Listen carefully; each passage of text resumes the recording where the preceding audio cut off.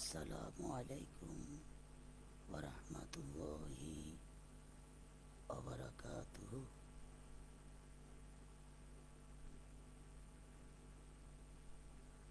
মহান সৃষ্টিকর্তার শ্রেষ্ঠ ভাই ও বোনেরা, আজকে আমাদের মহান সৃষ্টিকর্তাকে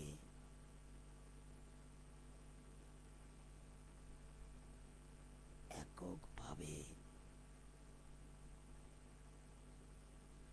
এবং তার আনুগত্য করতে আমাদের হিমশিম খেতে হচ্ছে। আজকে তাগুত এমন আকার ধারণ করেছে যে আমরা সঠিক পথ খুঁজে পাচ্ছি না, কিভাবে স্রষ্টাকে ডাকবো। সম্মানিত উপস্থিতি, ইচ্ছা থাকলে উপায় হয়। আপনি যখন আপনার স্রষ্টাকে পেতে চান, তখন তাকে পাওয়ার প্রক্রিয়াগুলো অনুশীলন করুন। যেমনিভাবে পার্থিব জগতের ধন সম্পদ অর্জনের জন্য মেধা খাটিয়ে আপনি স্বাবলম্বী হন, ঠিক একইভাবে আপনি আপনার স্রষ্টাকে পাওয়ার অনুশীলন করুন। অন্যের ঘাড়ে দোষ চাপিয়ে সময় পান না, বিভিন্ন অজুহাতে আল্লাহকে পাওয়ার অনুশীলন থেকে দূরে থাকছেন। এই কারণেই আপনি মহান সৃষ্টিকর্তা আল্লাহ রব্বুল আলামিনকে পাচ্ছেন না। অথচ দুনিয়ার সমস্ত ধন সম্পত্তি অর্জন করতে যত কষ্ট, আল্লাহকে পেতে তার চেয়ে অনেক অনেক গুণ কষ্ট কম। সম্মানিত ভাই ও বোনেরা, আমাদের জ্ঞান দিয়ে আল্লাহ রব্বুল আলামিন তাকে চেনার জন্য, তার ইবাদত করার জন্য পৃথিবীতে পাঠিয়েছেন। অথচ আমরা তা অনুশীলন করছি না। আমরা বিভিন্ন অজুহাত দিয়ে বিভিন্ন মানুষের পিছনে ঘুরে সেই মানুষের ঘাড়ে দোষ চাপিয়ে আমরা পরিত্রাণ পেতে চাচ্ছি। সম্মানিত উপস্থিতি, এটা আল্লাহর প্রতি আপনার ভালোবাসার স্বল্পতাই প্রমাণ করে। কথায় আছে, মানুষের সাধ্যের বাইরে কিছু নেই। আপনি আজকে আল্লাহকে খুঁজে বেড়ান পীর সাহেবের আস্তানায়, খুঁজে বেড়ান আপনার প্রিয় নেতা নেত্রীর কাছে, খুঁজে বেড়ান কোনো মূর্খ সমাজপতির কাছে। মোট কথা, আল্লাহকে যেভাবে খুঁজে বেড়ানোর কথা আপনি সেভাবে না খুঁজে অন্যভাবে খুঁজে বলেন যে আমার ভাগ্যে মনে হয় আল্লাহকে পাওয়ার সুব্যবস্থা নেই। কথাটি মূর্খতা। মহান রব্বুল আলামিন আমাকে আপনাকে ভালোবেসে এই পৃথিবীতে পাঠিয়েছেন ইহকাল ও পরকালের শান্তির জন্য। অথচ আল্লাহর দেওয়া বিধান নির্দেশিকা লঙ্ঘন করে আমরা আল্লাহকে খুঁজে বেড়াচ্ছি।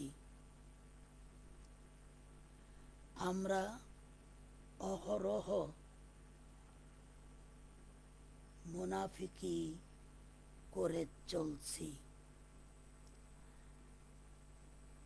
যারা আমরা নামাজ পড়ি, নামাজের মধ্যে সূরায়ে ফাতিহা পাঠ করি, অনেকেই অর্থেই বুঝি না, আবার যারা বুঝি তারা সেগুলো নামাজের বাইরে গিয়ে পালন করছি না, বরখেলাপ করছি, যা মুনাফিকের বহিঃপ্রকাশ। আর যারা অর্থেই জানি না, তারা কত বড় অবহেলা অবজ্ঞা করছি আল্লাহ রাব্বুল আলামিনকে পাওয়ার চেষ্টায়, সেটা একটু গভীর চিন্তা করলে আমরা উপলব্ধি করতে পারি। সূরা ফাতিহা কি বলছি, আল্লাহর সাথে আমাদের কি কথা হচ্ছে, সেটাই যদি বুঝতে না পারি, তাহলে কিভাবে আমরা সফলতা আশা করতে পারি? আপনি কারো কাছে বা কারো সঙ্গে কথা বলতে গেলেন, সাক্ষাৎ করতে গেলেন, কিন্তু তার সাথে কি বলছেন আপনি জানেন না, আপনি মূর্খতার পরিচায়ক। সম্মানিত উপস্থিতি, আজকে অনেকে আমরা অনেক ইবাদত করি, কিন্তু কি বলি জানি না, অথবা জানি নামাজের বাইরে গেলে ভুলে যাই, পৃথিবীর মোহে নিজকে নিয়োজিত করে। তাহলে আপনি কি করে আল্লাহকে পাবেন? সম্মানিত উপস্থিতি, আল্লাহকে পাওয়ার একমাত্র পন্থা আমাদের নিজেদের কাছেই আল্লাহ রাব্বুল আলামিন জন্মের পরে দিয়ে দিয়েছেন। শুধু আন্তরিকতা অনুশীলনের অভাব। মানুষ আজ আল্লাহ থেকে অনেক দূরে। আল্লাহকে খুঁজতে হলে আপনার নিজের জ্ঞান অনুসারে চর্চা করুন। আপনি আল কোরআন, আল হাদিস যথারীতি পড়ুন, আপনি আল্লাহকে খুঁজে পাবেন। আপনি আল্লাহর সাথে ওয়াদা করে আসছেন, আপনি নামাজের মধ্যে এক কথা বলছেন, নামাজের বাহিরে গেলে অন্য কাজ করছেন। আপনি কিভাবে আল্লাহকে পেতে চান?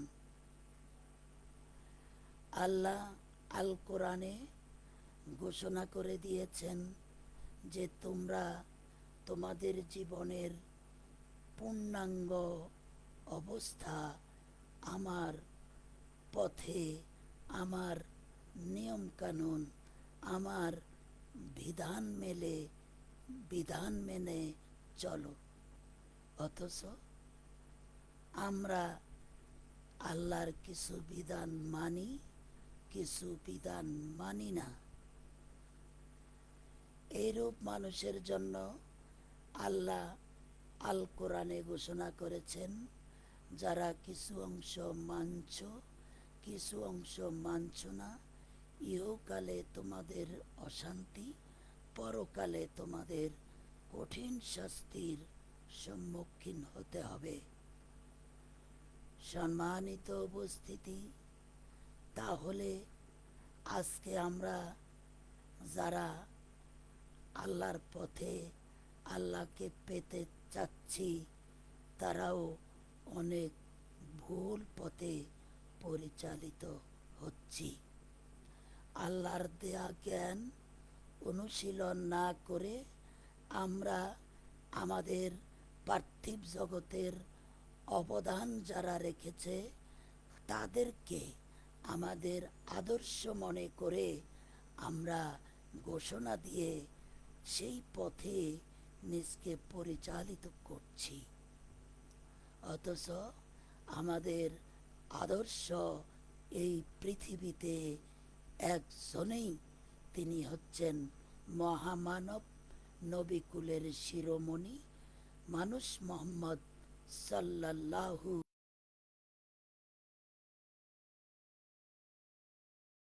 আজকে রাস্তায় বের হলেই আমরা দেখি যে পার্থিব জগতে যারা এই পৃথিবীর জন্য, আমাদের দেশের জন্য, মানবতার জন্য কিছু কাজ করেছে, তাদেরকে পারি না যেন জীবনটা বিলিয়ে দেই। অথচ আমাদের সামান্যতম এই জ্ঞানটুকু খাটাচ্ছি না যে এই লোকের মেধায় যিনি আমাদের কল্যাণের জন্য, উপকারের জন্য, তার ভিতরে যেই প্রজ্ঞা, যেই কলা কৌশল, যেই কীর্তি তিনি রেখে দিয়েছেন, তিনি হচ্ছেন মহান রব্বুল আলামিন। অথচ তার কথা আমরা একবারও ভুলে উচ্চারণ করছি না। বক্তৃতার মঞ্চে এমনভাবে গলাবাজি করছি যেটা আল্লাহর সাথে শিরক হয়ে যায়।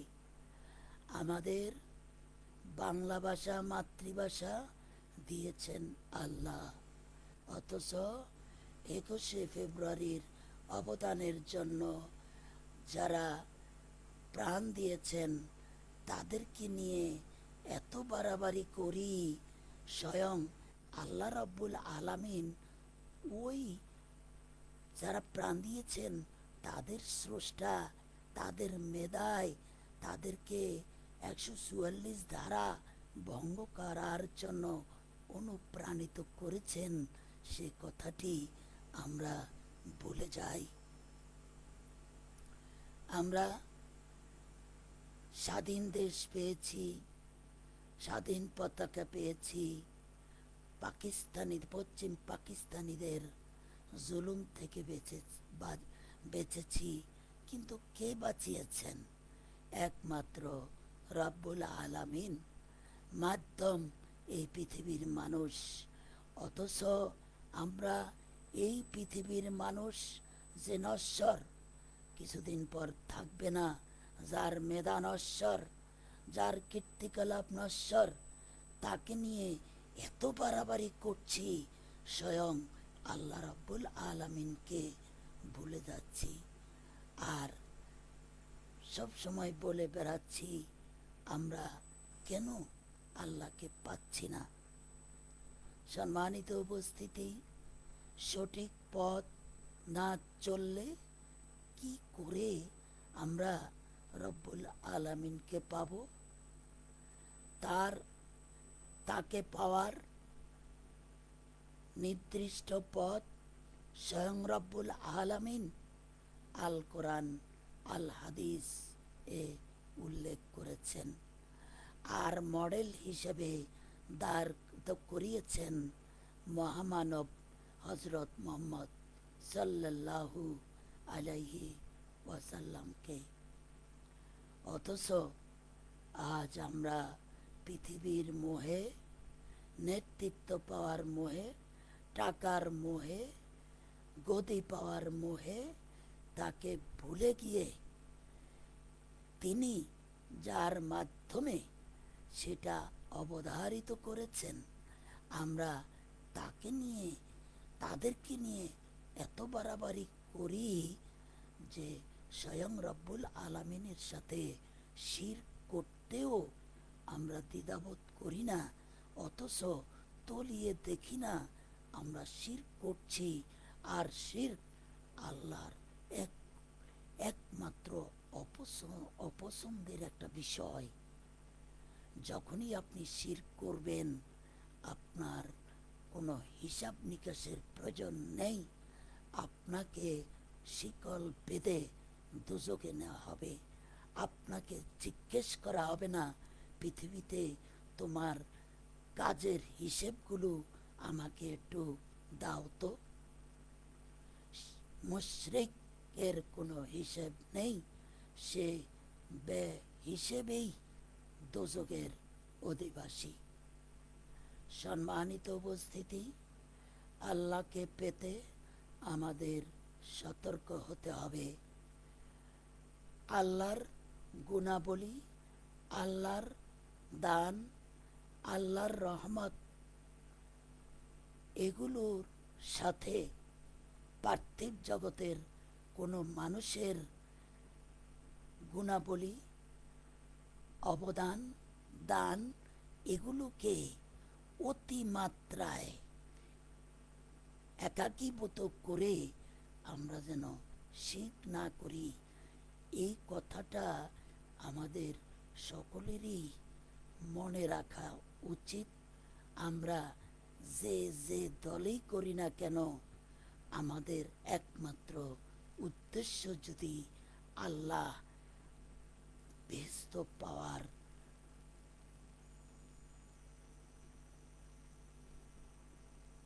পেতে চাই, তাহলে আমাদেরকে এর বিকল্প চিন্তা থেকে দূরে থাকতে হবে।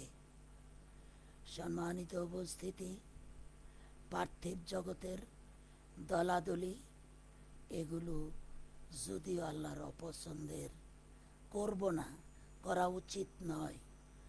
যদি আপনি আল্লাহকে পেতে চান, এই সমস্ত দলাদলি বাদ দিয়ে আপনি কোরআন হাদিস ভিত্তিক জীবন পরিচালনা করুন, তাহলেই আপনি যে দলেরই হন না কেন, সব দলকেই সম্মান করা হবে। আর আপনি যদি দলের নাম নিয়ে কোনো নেক আমল করেন, তাহলে আল্লাহ যে দলাদলি পছন্দ করেন না, তার সাথে সাংঘর্ষিক হয়ে আপনার ঈমান থাকবে কি থাকবে না, আল্লাহ রাব্বুল আলামিন এই ভালো জানেন। সন্দেহ যেটা সেটা না করাই উত্তম। সম্মানিত উপস্থিতি, আজকে আমরা হোঁচট খাচ্ছি কিভাবে চলব। আজকে ফিতনার এক মহামারী আমাদের সমাজে প্রচলিত। আপনার পাশে আপনার বউ, আপনার ছেলে, আপনার মা, আপনার বাবা, আপনার চাচা, আপনার খালু, কেউ ফিতনা, তাগুত কম বেশি সবাই জড়িত। আপনাকে আল্লাহ প্রদত্ত জ্ঞান খাটিয়ে প্রয়োজন বোধে তাদের থেকে সাময়িক হলেও দূরে থাকতে হবে। কারণ মানুষ মানুষের কাজের দ্বারা বেশি প্রভাবিত হয়। আজকে আপনি আল্লাহ প্রদত্ত নিয়ম বিধান অনুযায়ী চলতে চাচ্ছেন, অথচ বাধা আসছে আপনার বাবা থেকে, ছেড়ে দিন তাকে। আপনার ছেলে থেকে ছেড়ে দিন তাকে। আপনার বউ থেকে ছেড়ে দিন তাকে। আপনি হয়তো বলবেন, সবাইকে ছেড়ে আমি কি একাকী হয়ে যাব? হ্যাঁ, শরীয়তের বিধান পালন করতে যদি আপনাকে সবাইকে ছাড়তে হয়, অবশ্যই আপনি ছেড়ে দিবেন। এই কারণেই আল্লাহ বলছেন, তোমরা আমাকে তোমাদের সম্পদ, সন্তান সন্ততি, আত্মীয় স্বজন থেকে বেশি ভালোবাসো।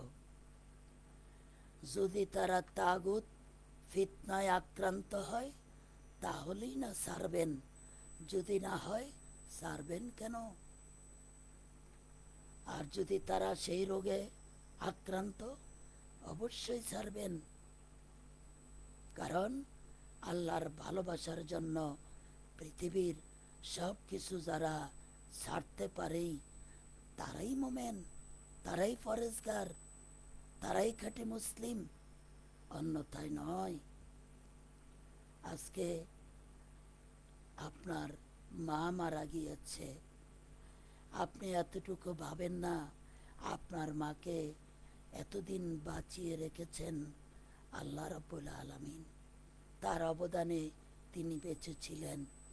আজকে আল্লাহ রাব্বুল আলামিনের অর্ডার, সে চলে গেছে, তাই বলে আপনি এত মাতামাতি শোক পালন করেন, 4 দিনা পালন করেন, ওই করেন, সে করেন, কিন্তু কেন? আপনি কি আল্লাহর কাজে একাগ্রতা, একাকিত্বতা, তার কাজে সন্তুষ্ট নন? তিনি আপনার কোনো আত্মীয় স্বজনকে নিয়ে গেল, আর আপনি বুক ফাটিয়ে কান্নাকাটি করে পৃথিবীকে উজাড় করে তুলছেন। এটা কি প্রমাণ করে না আল্লাহর কাজের প্রতি আপনার অনীহা? সাবধান হন, এগুলো অনেক খুঁটিনাটি বিষয়, আমরা এড়িয়ে চলি আল্লাহর প্রতি ভালোবাসার অভাবের কারণে। যারা আল্লাহকে ভালোবাসে তারা এগুলো মেনে নেয়, তবে পার্থিব জগতের সামান্যতম ভালোবাসার কারণে হয়তো সে সামান্যতম কান্নাকাটি করতে পারে, কিন্তু তাকে ধরে রাখার জন্য ঘরের ছবি টাঙিয়ে রাখা, তার জন্য স্মৃতিফলক তৈরি করা, তার জন্য 4 দিনা পালন করা, 40 পালন করা, এই সমস্ত সব কিছু আল্লাহর ভালোবাসার সাথে সাংঘর্ষিক। আপনি একটা কথা ভাববেন, এগুলো আল্লাহর আদেশই হয়ে থাকে। আপনি যখন অতিরঞ্জিত করবেন তখনই বুঝতে হবে আল্লাহর প্রতি ভালোবাসার কমতি আপনার মধ্যে স্পষ্ট। আপনি যদি আল্লাহকে পেতে চান, সমস্ত খুঁটিনাটি বিষয়গুলোও আপনাকে প্রাধান্য দিতে হবে, যাতে মহান সৃষ্টিকর্তা আল্লাহ রাব্বুল আলামিন এটাকে ত্রুটি হিসাবে চিহ্নিত করতে পারেন। আজকে আপনি পথ খুঁজে পাচ্ছেন না, আপনি নামাজ থেকে বেরিয়ে কোনো মানুষের আদর্শ নিয়ে লাপালাপি করছেন, কি করে আপনি সঠিক পথ খুঁজে পাবেন? আল্লাহ ছাড়া কোনো শক্তির কাছে, কোনো মানুষের কাছে, কোনো মানুষের আদর্শকে আদর্শ মনে করা আপনার ইমানের দুর্বলতা। অথচ আপনি 5 ওয়াক্ত নামাজ পড়েন, রোজা রাখেন, হজ করেন, জাকাত করেন, কিন্তু আপনার আকীদাই সমস্যা। এই আকীদা সমস্যাগুলো আমরা যারা ওয়ারিস সূত্রে ইসলাম পেয়েছি তাদের বেশি হয়, আর যারা আল্লাহকে জেনে শুনে মহান সৃষ্টিকর্তার পরিচয় জেনে আল্লাহকে পেয়েছেন, আল্লাহর ইবাদত করছেন, তাদের এই ত্রুটিগুলো হয় না বললেই চলে। আল্লাহ এমন এক সত্তা যার তুলনা কোনো নবী রাসূল পর্যন্ত নয়, সাধারণ মানুষ তো দূরের কথা। নবী রাসূলকে নিয়েও যদি আপনি বাড়াবাড়ি করেন তাও আপনি শিরক করছেন। আপনার স্মৃতিতে থাকবে একমাত্র আল্লাহ। সাময়িক আপনার মা বাবাকে দোয়া করবেন নামাজ পড়ে, রাব্বির হামহুমা কামা রাব্বায়ানি সাগীরা। এটা আপনার সৃষ্টিকর্তা আপনাকে শিখিয়ে দিয়েছেন। তাহলে আপনি বাৎসরিক এই যে একটা অনুষ্ঠান করেন, এই যে একটা খাওয়ার ব্যবস্থা করেন, আপনি খাওয়ান বেশ ভালো কথা, অন্যভাবে খাওয়ান, তার ছবিতে টাঙিয়ে ঘরের মধ্যে কি করছেন আপনি? ওই স্মৃতিটা তো পাওয়ার যোগ্য একমাত্র আল্লাহ।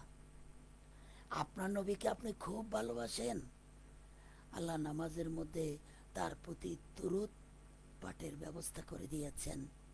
তার নাম শুনলে সাল্লাল্লাহু আলাইহি ওয়াসাল্লাম বলতে শিখিয়েছেন, তার জন্য দুরূদ পাঠাতে শিখিয়েছেন।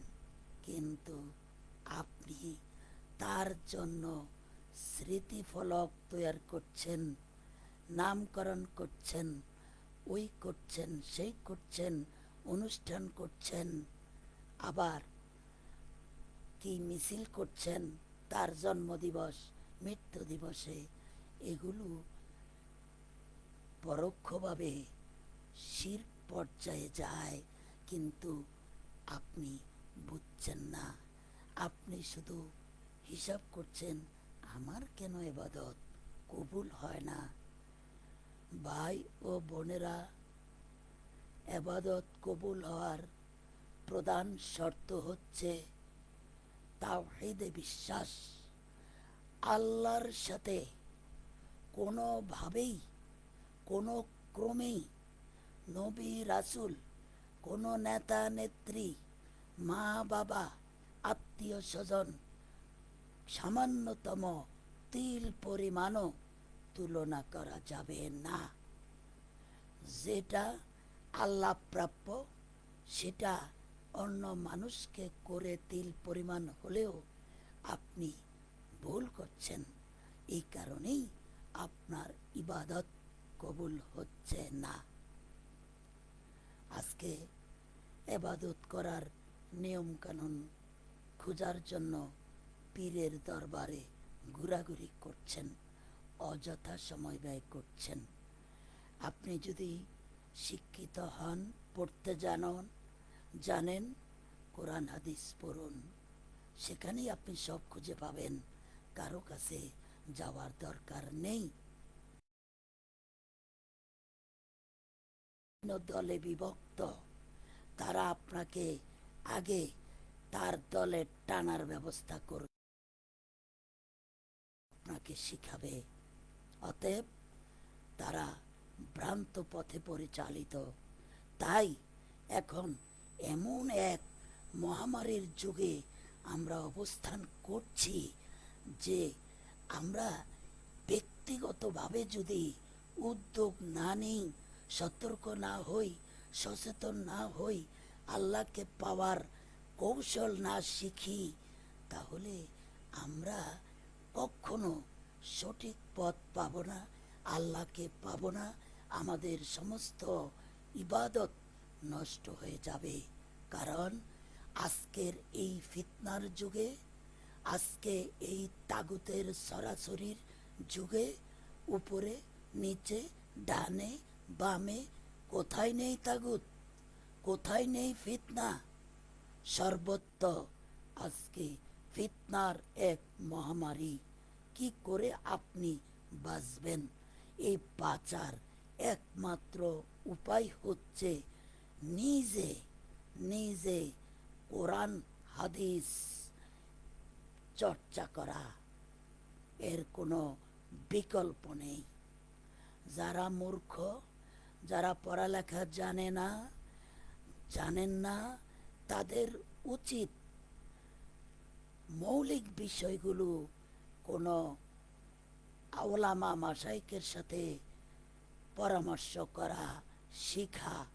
তবে আল্লাহ যে জ্ঞান তার মেধার ভিতরে দিয়েছেন, তিনি যদি একটু অনুশীলন করেন, মৌলিক বিষয়গুলো তার মেধায় চলে আসবে। আল্লাহ তাকে সাহায্য করবেন যদি তার চেষ্টা প্রচণ্ড হয়। ভাই ও বোনেরা, আজকে আমরা আমাদের চোখের সামনে মানুষকে মরতে দেখছি। পৃথিবী থেকে অনেকে চলে যাচ্ছে, কিন্তু খতিয়ে দেখছি না কি অবস্থায় যাচ্ছে। অধিকাংশ মানুষ চলে যাচ্ছে, আল্লাহর প্রতি তাদের অগাধ বিশ্বাস নেই, তাওহীদ নেই, শিরক করে তারা চলে যাচ্ছে। অথচ আমরা তাদেরকে কবরস্থ করছি, কিন্তু আমরা তাদের কাছ থেকে শিখতে পাচ্ছি না। এই শেখার জন্য আমাদেরকে নিজে চেষ্টা চালিয়ে যেতে হবে। এই ফিতনার যুগে, এই তাগুতের যুগে অন্য কোনো পথ নেই। যদি আপনি নিজে নিজে আল্লাহকে আবিষ্কার করতে পারেন, সঠিক আল্লাহকে, তাহলেই আপনার মুক্তি। আর আপনি যখন চেষ্টা চালাবেন, আল্লাহ কিন্তু আপনার সব কিছু দেখছেন, শুনছেন, অবলোকন করছেন। আপনার চেষ্টা যখন বিকট রূপ ধারণ করবে, স্বয়ং আল্লাহ রাব্বুল আলামিন আপনাকে সাহায্য করবেন। খুঁজে পাবেন আপনি ইসলাম, আপনি স্বয়ং আল্লাহকে। আজকে আপনি কোনো নেতার কাছে গিয়ে আল্লাহকে খুঁজে বেড়ান, কোনো পীরের কাছে খুঁজে বেড়ান, কোনো মানুষের কাছে খুঁজে বেড়ান, এটা আপনার ভুল ধারণা। ফিতনা থেকে মসজিদের ইমাম পর্যন্ত রেহাই পাচ্ছে না। আপনি খতিয়ে দেখুন, মসজিদের ব্যক্তিগত জীবন, মসজিদের ইমামের ব্যক্তিগত জীবন পর্যালোচনা করে দেখুন, সে ফিতনায় আচ্ছন্ন, তাগুতে পরিবেষ্টিত, কিন্তু আপনি খুঁজে পেতে হলে আপনাকে আল্লাহর সঠিক পথে চলতে হবে। আপনি যখন দেখবেন ইমামের ঘরে অপব্যয়ের কোনো কমতি নেই, সেই ইমামকে কি করে আপনি ভাবতে পারেন যে সে আল্লাহর একজন মনোনীত ব্যক্তি? আপনি যখন ইমামকে দেখবেন যে শরীয়তের বিধান না জানে, কিন্তু চাকরি টিকিয়ে রাখার জন্য, মানুষকে খুশি করার জন্য, সমাজকে খুশি করার জন্য সে দিব্যি সে কাজটি করছে, তাহলে আপনি তার কাছে কি অনুসরণ করতে যাচ্ছেন? দিন দরদি ব্রাদারানে মিল্লাত, মাথা খাটান, চিন্তা করুন, কেউ নেই আপনাকে সঠিক পথ দেখাবার। হ্যাঁ, আছে আমাদের নবিকুলের শিরোমণি বিদায় হজে যে ভাষণে বলে গিয়েছেন, আমি তোমাদের মাঝে দুইটি বিষয় রেখে যাচ্ছি, আল কোরআন, আল হাদিস। এই কথাটা মানতে অনেকেই রাজি নয়। আপনি তার কাছে যাচ্ছেন ইসলাম শিখতে? আপনি কেমন বোকা যে এই কথাটা পর্যন্ত বিশ্বাস করতে চায় না। সে আল কোরআন আল হাদিসের বললে সে নিজে কোনো দল করে, আপনাকেও একটা দলে নিয়োজিত করে আপনার কথা শুনবে না। সেই লোক এই সমাজে প্রচুর প্রচুর, গণে শেষ করতে পারবেন না। একটাই পথ, আল কোরআন হাতে নিন। আপনার কাছে বিরক্ত মনে হবে অতীত কাহিনী, ওই অতীত কাহিনীর মধ্যেও শিখার অনেক কিছু আছে। মন স্থির করে সূক্ষ্মাতি সূক্ষ্মভাবে আপনি আল কোরআন শুনুন, পড়ুন। ইউটিউব ছেড়ে শুয়ে শুয়ে শুনুন আল কোরআন কি বলছে। মানব জীবনের এমন কোনো দিক, এমন কোনো বিষয় নেই যেটা আল কোরআনে নেই। তবে এগুলোকে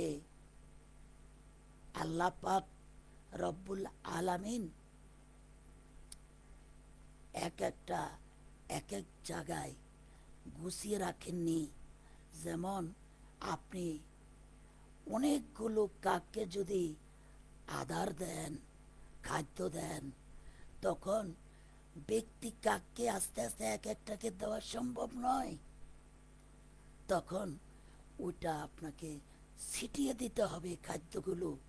কাক নিজের তাগিদে সেগুলো সে খুঁজে নিয়ে তার ক্ষুধা নিবারণ করে।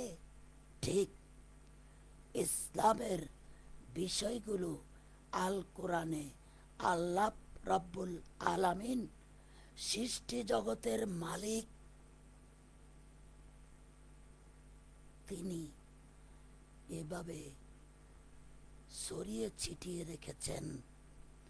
আপনি এতটুকু কষ্ট করতে পারবেন না এ আল কোরআনটা চর্চা করে সেগুলো খুঁজে বের করে নিজের জীবনে বাস্তবায়ন করা? এতটুকু ত্যাগ যদি স্বীকার না করতে পারেন, তাহলে আপনি আল্লাহকে পেতে চান কেন? ইসলামকে জীবন ব্যবস্থা হিসাবে স্বীকার করেন কেন? নিজের জীবনের প্রতিষ্ঠার জন্য এই পার্থিব জগতে কি না করছেন। আর সামান্য একটু কোরআন চর্চা করে আল্লাহর পরিচয় জানা, আল্লাহর বিধান জানা আপনার জন্য কঠিন হয়ে পড়েছে, এটা কি করে হতে পারে? আপনি মুসলমান দাবি করতে পারেন আর বলে বেড়ান আমি আল্লাহকে চাই। কোন আল্লাহকে চাচ্ছেন? আল কোরআনের আল্লাহকে চাচ্ছেন না? যদি আল কোরআনের আল্লাহকে চান তাহলে আল কোরআন চর্চা করুন। ওযু করে আগের মতো একেবারে তেলাওয়াত করতে হবে এমনটি নয়, কত সহজ করে দিয়েছেন রব্বুল আলামিন। তিনি জানেন এই যুগের মানুষ রোজগার করতে অনেক ব্যস্ত হয়ে পড়বে, তাই আমি বিজ্ঞান দিয়ে দেই। তিনি বিজ্ঞান নাজিল করেছেন, অবতীর্ণ করেছেন। আগে করেছেন নবী রাসূলের মাধ্যমে, এখন যারা একটু চেষ্টা করেন তাদের মাধ্যমে এগুলো দিয়ে দেন। আর আমরা অনেকেই মনে করি এগুলো তো মানুষ আবিষ্কার করছে। আরে ভাই, মানুষের অস্তিত্বটা কোথায় একটু চিন্তা করেন না? গভীরভাবে খুঁজে পাবেন এগুলো আল্লাহরই দেওয়া, আপনাকে বুঝতে হবে। তাহলে দিন দরদি মুসলিম ভাই ও বোনেরা, সময় নেই অন্যের কাছে যাওয়ার, একমাত্র ইসলামকে পাওয়ার, আল্লাহকে পাওয়ার পথ একটাই, সেটা হচ্ছে নিজে নিজে কোরআন পড়ে অথবা শুনে আল্লাহর ধৈর্য ধরে। এক একটা বিষয় আসবে অতীত কাহিনী, ওই কাহিনীর মধ্যেও শিক্ষণীয় বিষয় আছে। আপনি একটু ধৈর্য ধরে যদি শুনুন, পড়ুন, খুঁজে পাবেন। শুনতে শুনতে এক সময় দেখবেন আল্লাহ কবুল করে আপনাকে হেদায়েত দান করবেন। আর আল্লাহ যখন আপনার হেদায়েতের দায়িত্ব নিয়েছেন, ভাই সব আপনাদেরকে আমি ঘোষণা করছি, আপনাদের আর কোনো ভয় পাওয়ার কারণ নেই। আপনি আল্লাহর একজন খাঁটি মুসলিম, আপনি ব্যস্তবাসী, কোনো সন্দেহ নেই। এত ইবাদত করেও আজকে কেন আপনি অন্যায় করছেন? বুঝতে হবে আল্লাহকে আপনি পাননি। যখনই কেউ আল্লাহকে পায়, আল্লাহর হেদায়েত পায়, আল কোরআনের হেদায়েত পায়, সে সামান্যতম অন্যায় করতে পারে না। তবে হ্যাঁ, আল্লাহ মাঝে মাঝে পরীক্ষার জন্য কিছু কিছু কাজ করিয়ে থাকেন, কিন্তু এছাড়া তার কোনো কাজের সিদ্ধান্ত নিতে যায়, পরিকল্পনা নিতে যায়, আল্লাহ এসে উপস্থিত, তখনই তার পরিকল্পনা আল্লাহর বিধান অনুযায়ী হয়ে যায়। সে কি পাপ করবে ভাই ও বোনেরা? সে তো পাপ করার সুযোগই পাবে না। সে যখনই যে কোনো কাজের সিদ্ধান্ত নিতে যায় তার জীবনের, আল্লাহকে সম্মুখে দেখতে পায়, অর্থাৎ আল্লাহর বিধান তার চোখের সামনে স্পষ্ট, তখন সে সেভাবেই পরিকল্পনা গ্রহণ করে। এই লোককে আল্লাহ হেদায়েত দান করেছেন, তার আর ভয় নেই, তার পদচ্যুতির আর কোনো ভয় নেই। তার সমস্ত দায় দায়িত্ব আল্লাহর, আল্লাহ তাকে পরিচালিত করবেন। এমন আল্লাহকে খুঁজে বেড়ান। সামান্য একটু ইবাদত করে হাঁপিয়ে উঠছেন আর আল্লাহকে পান না, তারপরে বিভিন্ন অন্যায় করে ভাবেন কি আমি এত ইবাদত করি, কেন আমার এই অবস্থা? দিন দরদি ভাই ও বোনেরা, অবস্থার একমাত্র কারণ আমরা সঠিক আল্লাহকে খুঁজে পাইনি। ওয়ারিস সূত্রে মা বাবা থেকে যে আল্লাহকে পেয়েছি, সেই আল্লাহ আমাদের কাছে ওইরূপ সমাদৃত নয় যে রূপ আমরা কোরআন হাদিস চর্চা করে আল্লাহকে খুঁজে পেয়েছি। সংক্ষেপে আপনাদের কাছে অনুরোধ করে একটা কথাই বলবো, সেটা হচ্ছে আর কারো কাছে নয়, আর কারো নেতা নেত্রীর কাছে নয়, নবী রাসূলের প্রদর্শিত জীবন ব্যবস্থায় তাদেরকে নিয়ে বাড়াবাড়িতে নয়, আমরা একমাত্র আল কোরআন আল হাদিস চর্চা করে আল্লাহকে খুঁজে পেয়ে আল্লাহর বিধানকে খুঁজে বের করে জীবনের যে কোনো সিদ্ধান্ত,